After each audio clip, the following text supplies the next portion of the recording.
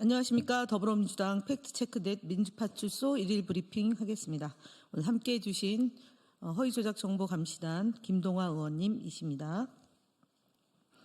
예, 제보 현황 보고 드리겠습니다. 4월 23일 9시 기준으로 1223명 방문했고 380건의 제보가 접수됐습니다. 매체별로는 SNS 27.11%로 가장 높은 수치를 기록했고 그 뒤로는 네이버 23.42%, 유튜브 13.68%, 커뮤니티 6.32% 순서로 제보됐습니다.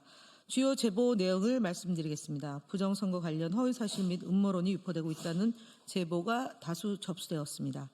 특히 트위터에는 중앙선관위가 이미 51.2%의 득표율로 민주당 후보의 당선을 준비했다는 근거 없는 내용을 담은 유튜브 댓글 캡처 이미지가 공유되었고 해당 게시글은 민주당 지지율이 낮으니 사전투표를 이용해 표를 조작할 수 있을 것이다 라는 극단적인 음모론성 댓글이 이어지고 있습니다. 이와 같은 부정선거 음모론은 4월 22일 DC인사이드 국민의힘 비대위 갤러리 커뮤니티에서도 그대로 인용되어 유포되고 있습니다. 4월 21일에는 부동산 스터디라는 네이버 카페에서도 가짜 투표지로 인해 국민의힘 후보가 무조건 패배할 것이다. 4천만 명의 중국인들이 투입됐다. 제2의 4.19 혁명으로 국민이 이길 것이라는 허위사실을 선동하는 무분별한 내용이 게시되고 있습니다. 민주당을 중국과 연관지어 공사나 프레임을 씌우려는 시도도 확인되고 있습니다. 4월 22일 DC인사이드 국민의힘 비대위 갤러리에서는 민주당이 중국인을 위한 일자리를 한국인이 넘보면 형사처벌하는 법안을 발의한다는 터무니없는 내용의 게시글이 유포되고 있습니다. 불법 선거운동이 의심되는 카톡 단체방에서는 여전히 내란을 옹호하는 선동이 이루어지고 있습니다. 제보자는 본인의 동의 없이 63 비대위 전체방이라는 단체 채팅방에 강제로 초대되었으며 그곳에서 서부지법 자유청년들은 죄가 없다, 즉각 석방하라는 문구를 기반으로 행진을 모의하는 등 내란을 정당화하려는 내용이 공유되고 있습니다. 해당 단체방에서는 선거와 관련된 정치적 선동까지 이루어지고 있다는 점에서 불법 선거운동의 가능성도 함께 제기되고 있습니다. 주요 대응 현황 말씀드리겠습니다. 이진숙 방송통신위원장의 정치적 중립 위반 행위에 대한 대응입니다. 이진숙 방송통신위원회 위원장은 지난 3월 23일 본인의 페이스북 SNS를 통해 최상목 대행이 현행범이라면 이재명 대표도 현행범이다라고 주장했습니다. 방송통신위원장이 4.3 재보궐선거 기간에 4.2 재보궐선거 기간에 정부 여당을 편들고 야당을 비방하는 등의 행위로 명백한 정치적 중립을 위반한 겁니다. 이는 선거법과 국가공무원법을 위반한 행위입니다. 이뿐만 아니라 이진숙 위원장은 3월 5일 인터뷰를 통해서 자신의 탄핵 심판은 민주당, 민노총, MBC 대 이진숙의 싸움이다는 정치적 중립을 위반하는 발언도 이어졌습니다.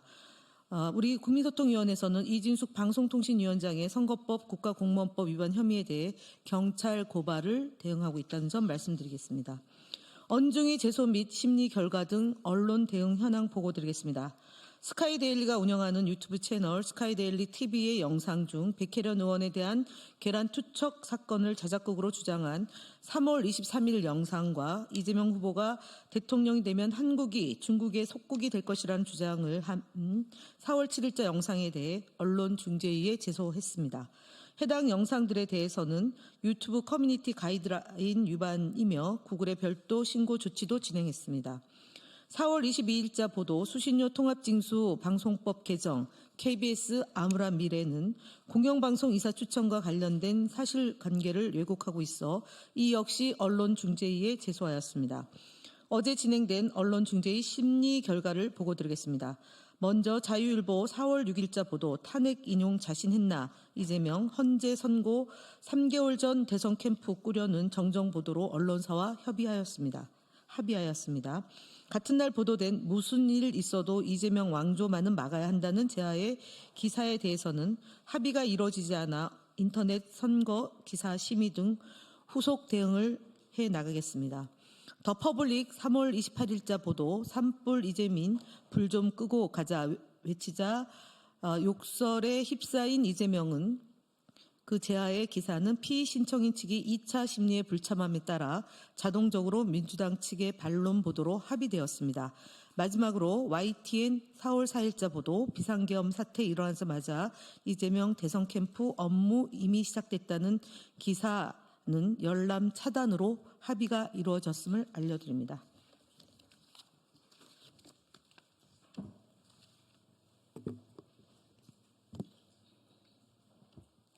네. 다음 허위사실 유포, 공정성 위반 발언에 대한 방심위 신고 등 방송 대응 보고 드리겠습니다. 지난 4월 21일 채널A 뉴스 탑10에 출연한 한 패널은 더불어민주당 대선 경선 과정에 대한 당원과 지지자들의 반응을 논평하면서 지금 보면 지난 총선부터 정교하게 짜여진 거거든요. 경쟁자들을 다 제거한다라는 말이 그때부터도 있었고 다 대선 주자급이 공천을 못 받거나 뭐 이런 식으로라며 마치 더불어민주당 경선에 대해 짜여진 각본이 있는 것처럼 언급하였습니다. 이는 사실이 아닌 부분에 대해 마치 사실인 것처럼 내용을 단정적으로 언급하여 시청자들을 혼동케 한 것입니다. 또한 4월 21일 채널A 김진애 돌직구 쇼에 출연한 국민의힘 각규택 의원은 저는 공대명으로 바뀔 수 있다고 봐요. 공포의 대통령 후보, 90%의 지지를 받는다. 이런 것은 숫자가 주는 어떤 공포심이 있어요. 국민들이 보시기에 과연 민주적인 정당인가, 이 후보가 정말 대통령이 되었을 때 어떤 반대의 여론, 이런 부분에 귀를 기울일 수 있을까 하는 공포의 수준까지 저는 간다고 보여집니다. 라고 발언하며 더불어민주당 이재명 대통령 선거 예비 후보에 대한 공포 이미지를 만들어 시청자들에게 부정적인 인식을 심도록 허위 발언을 하였습니다. 같은 날 CBS 라디오 김현정의 뉴스쇼에 출연한 국민의힘 나경원 의원은 결국 이재명 후보가 당선되면 우리나라 신용등급 낮아지고 우리 경제 어려워질 것이다라며 더불어민주당 이재명 대통령 선거 예비 후보에 대해 부정적이고 잘못된 인식을 시청자들에게 심어줄 수 있는 허위 발언을 하였습니다. 위 사례들을 방송통신심의위원회 허위사실 유포 및 객관성, 공정성 위반으로 신고 접수하였습니다. 대선 기간인 만큼 방송사는 공정성과 객관성이 훼손되지 않도록 노력을 기울여야 할 것입니다. 국민소통위원회는 앞으로도 더욱더 면밀하게 살펴보고 기울어진 운동장을 바로잡는 데 앞장서겠습니다. 다음 국민의힘 거짓말 시리즈 94번째입니다. 권성동 국민의힘 원내대표가 4월 22일 개최된 자당의 원내대책회의에서 민주당이 관첩법 개정에 반대하는 근본적 이유는 친중 사대주의 때문, 지금 진행되고 있는 중국의 서해 공정에 대해서도 단 한마디도 못하고 침묵하고 있다라고 주장했습니다. 더불어민주당의 친중 프레임을 씌우기 위해 중국의 서해 구조물 설치 논란을 지속해서 언급하며 친중 사대주의를 운운하며 거짓말을 하고 있는 것입니다. 하지만 우리 당은 4월 19일 조승래 수석 대변인 브리핑을 통해 중국 측의 한중 잠적 조치 수역의 무단으로 고정식 구조물을 설치한 것에 대해 강한 유감을 표한 바 있습니다. 또한 그 이전인 3월 25일 박경미 대변인, 3월 26일 김병주 최고위원 등 논평과 모두 발언을 통해 중국의 영토 주권 침해 행위를 반대한다는 입장을 수차례 표명하였습니다. 그렇게 권성동 원내대표의 한마디도 못하고 침묵하고 있다는 것은 명백한 거짓말입니다. 또한 간첩법의 경우 개정안의 국가기밀과 군사기밀 범위가 모호해 우리 국민에게도 피해가 갈 수 있다는 우려와 악용 가능성이 있어 신중히 검토하자는 입장임에도 권성동 원내대표는 친중 사대주의 때문이라는 거짓말을 하였습니다.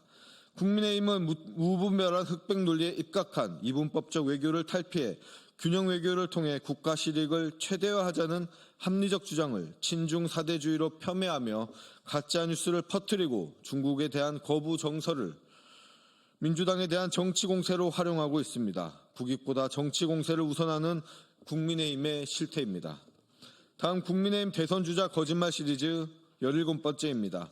오늘은 한동훈 국민의힘 경선 후보가 법무부 장관 시절 검찰의 특활비 자료를 무단으로 폐기한 범죄 의혹에 대해 거짓말로 은폐하려 했던 사실을 국민께 알려드리고자 합니다. 2023년 6월에서 7월경 언론과 시민단체가 검찰의 특활비, 업추비 사용 내역과 검찰이 그 내역을 무단 폐기한 정황을 상세히 공개하여 사회적인 논란이 되었습니다.